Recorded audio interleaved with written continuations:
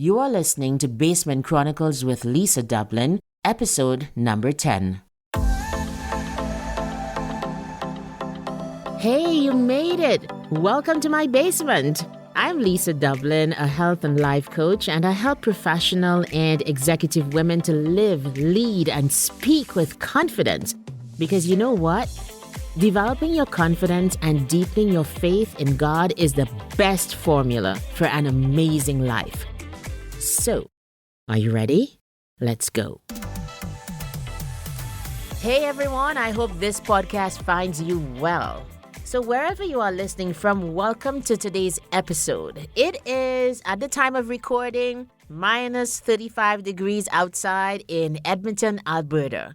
But you know what? It was just as easy for me to get dressed and jump in the vehicle and come here to record my podcast because I just absolutely love podcasting.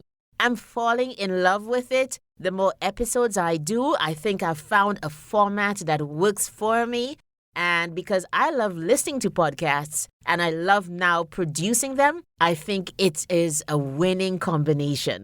So I hope you enjoy my podcast. You guys, listen, I can see myself, God willing, just producing episodes upon episodes. So we're going for as long as we can doing this and providing value and loving it. There's a special something when you love what you do. I think it shows. I think it's palpable. I think people sense it, and that is what draws them to it. So here's to many more episodes of Basement Chronicles, the podcast. So today I want to talk about books that changed my life. What I've decided to do is every 10th episode, I will be discussing a life-changing book and showing you how I applied it to my own life to get results. Now, I hope you go out and you buy the books that I speak about. And while you're at it, perhaps you can also pick up copies of my own books as well. I published Good Girl Gone Wife in November of 2023. And I've been so encouraged, you guys, by people's support and feedback and suggestions for this book and the series. So Good Girl Gone Wife is the first in a series I've called Kindle a Burning. It is a series that combines romance, marriage, sex, and Christianity for a winning combination. Because you know what? It is a winning combination when God is in the mix and when you're honest about struggles, about battles, about the wins, and about the magic and the mystery of marriage. And that's what I hope to do in the Kindle a Burning series. So go out on Amazon, get my book, Good Girl Gone Wife, and look out for more in that series. The links are in the show notes, so you can just simply click and it will take you to exact location that the book is on Amazon. But let's get started with today's first pick for this brand new segment on Basement Chronicles, the podcast called Books That Changed My Life. Today I want to talk about Atomic Habits by James Clear. What I'm going to do is pull out a couple quotes from the book and kind of talk about them, show you how I've applied them, and hopefully give you enough value that one, you want to go out and get the book. And secondly, and perhaps most importantly, you can apply the things that I speak about to your own life. So I guess the very first question is, what is Atomic Habits about? This book argues that the best way to accomplish a goal is to put a system in place. It's not just to have the passion, not just to want to go after it, but to actually put a system in place to accomplish that goal. The book argues that the best kind of system that you can put in place is called habit stacking, where you put several little habits together, you stack them one on top of the other, on top of something that you already do to make it easier to fall into routine. But more on that later. I want to start with the first quote that I've pulled out from this book, and it is this: goals are about the results you want to achieve. Systems are about the processes that lead to those results. Let me just say that again. Goals are about the results that you want to achieve. Systems are about the processes that lead to those results. This is very true. From my experience and having honed the whole goal-setting process the last couple years, I've realized that it's not just a matter of having the goal. You literally have to figure out how you're going to get there and be very granular, very detailed about those plans. That's how you're going to get to the goal. And interestingly enough, James Clear follows up that quote with another one I think that's so important. It's not one of my top quotes for today, but I wanted to also mention it. He says, if you ignored your goals and focused only on your system, would you still succeed? He says, yes, that you would, and I quite agree. I always like to look at the example of how just having an exercise habit just compounds to just keep me in shape and to keep me healthy. Just because I've slotted in certain days for certain exercises, then it means that no matter what happens, I find myself on the treadmill or in the gym or working out with my trainer on those days. And when I look back, perhaps at the end of the month or at the end of a couple weeks, I realize my body has changed or even been maintained just because I've maintained the habit. So it's not even a matter of having the goal. When you have the system, you don't even have to worry about getting to the goal because the compounding of the days and the habit will definitely make you get there. He says in another part of the book, you do not rise to the level of your goals, you fall to the level of your systems. You know what? This is January, and it's a brand new month, brand new year. Everybody has made goals, especially around exercise and diet and drinking water, all of these great things.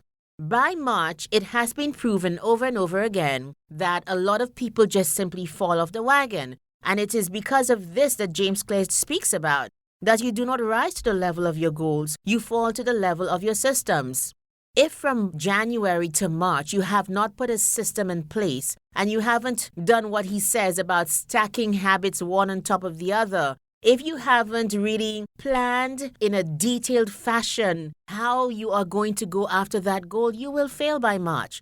No wonder that many people, because they have left it up to chance and left it up to passion, by March they have fallen off, and the regular gym goers like me, we have the gym all to ourselves once again.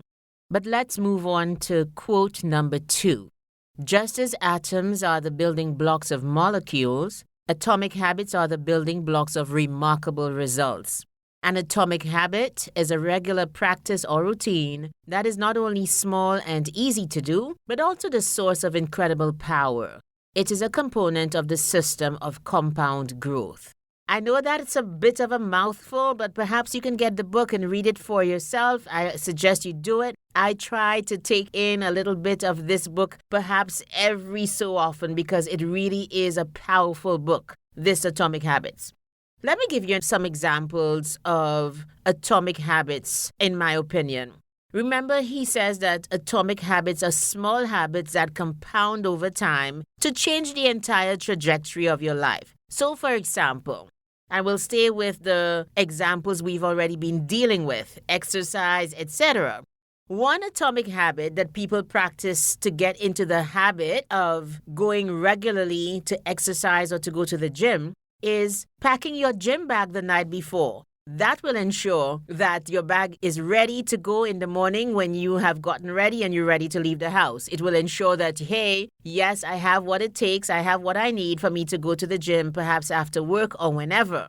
Here's another atomic habit. If you're trying to eat better, but meal prep has been a problem, if you sink in the time to do it perhaps one day on the weekend, the same day at the same time on the weekend, you do your meal prep, you will ensure that for the entire week, you have healthy food to eat.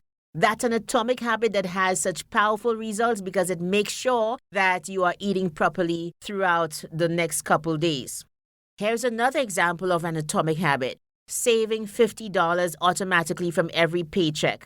It never hits your bank account, you never see it, you never miss it, and the money compounds. That one is such like a vivid and real and practical illustration, I think, of an atomic habit. It really is. Here's another one for you. It's a bit gross, but bear with me. Perhaps drinking a glass of water after every time that you go to the toilet to urinate. You pee, and then I drink water. So every time you keep on drinking, obviously you're going to keep going to the bathroom and then you keep on drinking. So you make sure you get maybe your 8 glasses of water in. You can stop after that or whatever. But at least you can build the habit of drinking water by tying it to something that you do automatically. Why is it atomic? It's powerful. It can change your life. It can change the composition and the look of your skin. It can flush out toxins, all of these great things. just simply by inserting it at a point where it makes sense for you to do it. There are two others I want to point to. Getting into your car and immediately putting on your seatbelt. I thought about this one. I put it in because it is automatic. Of course, we have help with this one because it's actually the law to put on your seatbelt. So, we are forced to put on the seatbelts, but even if we weren't, I think we have learned to do it whether the law is in force or not because we've made it a habit and tied getting into that driver's seat with putting on your seatbelt. Now, here's one that I personally developed and what works for me. I always found it a bit untidy around the time in the morning when I wanted to run or exercise. Like, I would always have something to do, or maybe my writing time would spill into my fitness time, my exercise time, or maybe devotions might run over. So here's what I started to do. I started to say to myself, no matter what happens, you're going to run at 5. And it was just those 3 words, run at 5. So it doesn't matter whatever I'm doing. I would stop perhaps at 1:45 to get ready for the run and just simply run at 5, sink in the time, 5 to 6, and I'd be done. And that has worked wonders for me to carve out that time for exercise, which is also important in my life and it should be in yours. So I hope that quote has opened up some illustrations and ideas of how you can build atomic habits in your life. So let's continue. Now we get into how exactly habits work. And here's the third quote I want to bring to you today. Many people begin the process of changing their habits by focusing on what they want to achieve. This leads us to outcome-based habits. The alternative is to build identity-based habits. With that approach, we start by focusing on who we wish to become. You guys, I've got the perfect example of that, okay? And I've always said, I'm a runner, so I run. I'm a writer, so I write. I'm a speaker, so I speak. And especially the very first example of I'm a runner, so I run, that mindset and that identity change helped me to make running a habit. Because what it meant is, if runners just run, it means that whether you have enough time or not, you will run. So every run doesn't have to be 30 minutes. There were times, especially in the beginning when I was building the habit, because I was deeper than the habit building an identity, I'd have 15 minutes and I would run for 15 minutes. You know why? Because runners run. Whatever the habit is that you want to put into your life, look deeper and see what you can become to make that habit natural and something that the person who has that habit does. So, for example, James Clear gives that lovely illustration of somebody who is trying to stop smoking. And instead of saying, okay, no thanks, somebody has offered you a cigarette and you'd say, no, I'm trying not to smoke. The person who has the identity of the non-smoker would be like, no, thank you, I don't smoke. I'm not a smoker. So if I'm not a smoker, I don't smoke. But if I have the identity of, I'm trying to cut the habit, it means in my head, I still perhaps see myself as a smoker who's trying to overcome the habit. I hope that makes sense. And he follows up that quote with another one that I also want to point out here. He says, true behavior change is identity change. You might start a habit because of motivation, but the only reason you'll stick with one is that it becomes part of your identity. I know it's easier said than done, but I want to encourage you in setting healthy habits to go deeper and to see yourself as the person with the identity of the person who does what you're trying to accomplish. If you're trying to write a book, become the writer. Writers write, so you'll be scribbling whenever, however, in whatever fashion, because writers just write. As opposed to, I'm trying to get in 1,000 words a day. Just write, because that is what writers do. If you're trying to stop smoking, just be the person who doesn't smoke as opposed to the person who's trying to overcome a habit. So he says that the ultimate form of intrinsic motivation is when a habit becomes part of your identity. It's one thing to say, I'm the type of person who wants this. It's something very different to say, I am the type of person who is this. I love this point because it's so deep and it just goes to the heart of the matter and it makes change a lot easier. So all of these were related to quote number 3 about changing habits by becoming who you want to be. Here's the quote number 4. Habits are the path to changing your identity. The most practical way to change who you are is to change what you do. So now we're getting into how exactly do I become this new identity, Lisa? How exactly do I become the non-smoker? How exactly do I become the runner, become the person who is the thing that I'm trying to do? And he says that the way to do this is to change what you do. So here goes. Each time you write a page, you are a writer. That's what he says. Each time you practice the violin, you are a musician. Each time you start a workout, you are an athlete. Each time you encourage your employees, you are a leader. And it just occurred to me that I also have another example of this in my life. On the way here to record this podcast, I stopped and I got my favorite coffee at Tim Hortons, okay? And I don't take any sugar in my coffee. That's one reason that I drink so much of it. There's no sugar there. I take one cream though, so I kind of still need to watch it. But the way that I built that habit of not taking any sugar in my coffee was every single time I went to the drive-thru, I just simply ordered the same coffee without sugar. And so now it's almost like automatic for me that I get the same coffee every single time, the same order over and over again. And so it happens that it doesn't have sugar. And so I've built that habit. So basically, I love that quote because it says the way that you become the thing you're trying to be is to keep on doing those actions over and over again. You guys, you see why I tell you this book is amazing?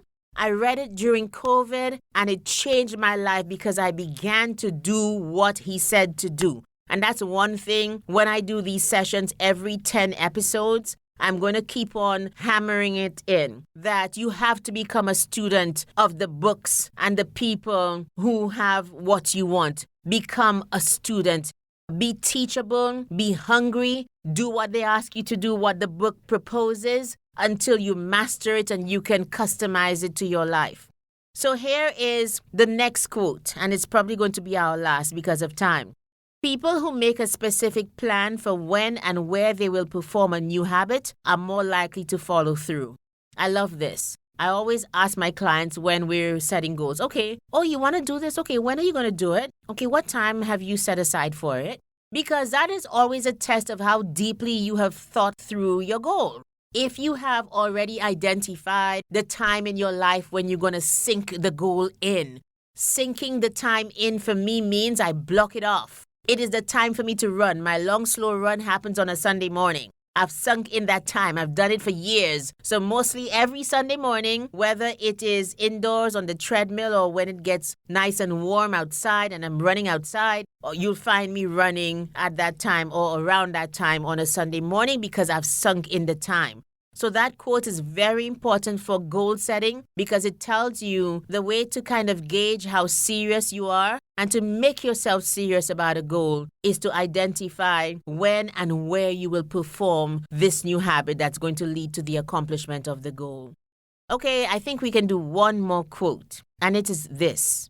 This one has to do exactly with habit stacking. One of the best ways to build a new habit is to identify a current habit you already do each day and then stack your new behavior on top. This is called habit stacking. Habit stacking is a special form of an implementation intention. Rather than pairing your new habit with a particular time and location, you pair it with a current habit. He says, for example, after I brush my teeth, I'll make my coffee. After I pray and write, I will work out. I added in that one. Here are some other examples. After I take off my work shoes, I will immediately change into my workout clothes. After I pour my cup of coffee each morning, I will meditate for 1 minute. That is exactly how you add in a new habit into your life. By stacking it, pairing it with something that is already automatic for you. Most people have the automatic habit of brushing their teeth. So you can tie brushing your teeth to something that you're trying to build in your life. So after brushing my teeth, perhaps I'll floss. Or, no, you're supposed to floss before. After brushing my teeth, I'll drink a glass of water. And that could happen in the morning, and it could also happen when you brush your teeth at night as well. So that way, the two things are tied together, and they become both automatic well enough and soon enough, and then you can stack on another habit that you are also trying to make automatic by stacking it on top of the previous two. And you guys, like, I proved that during COVID over and over again. That's how I built my business. That's how I wrote books. That's how I got through so many courses and survived through COVID. And that's how I'm here today. So I hope Atomic Habits is on your list of must-reads for 2024. It works well to help you put systems in place to accomplish your goals. And I firmly believe, as James Clear says, and that I quoted earlier, that we do not rise to the loftiness of our goals. We fall to the level of our systems. Thank you so much for listening to my podcast today.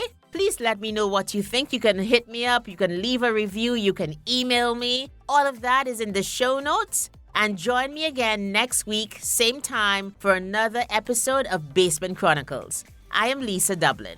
Bye. Thank you so much for listening today. Now, I know that you prioritize your growth and success. So if you feel stuck in any area of your life, why don't you consider life coaching? My signature program, How to Get Unstuck Total Transformation, has helped so many professional and executive women to free themselves of limiting beliefs and habits, learn to love and prioritize themselves, set firm boundaries and stick to them, be more confident, move up exponentially in their careers, and become the best versions of themselves. How badly do you want to get unstuck? How badly do you want to be the best version of you? If you desire more, take the first step right now. Go to my website, lisamdublin.com/coaching, and book a consultation with me. Let's talk about your coaching needs, because the life you want is totally possible.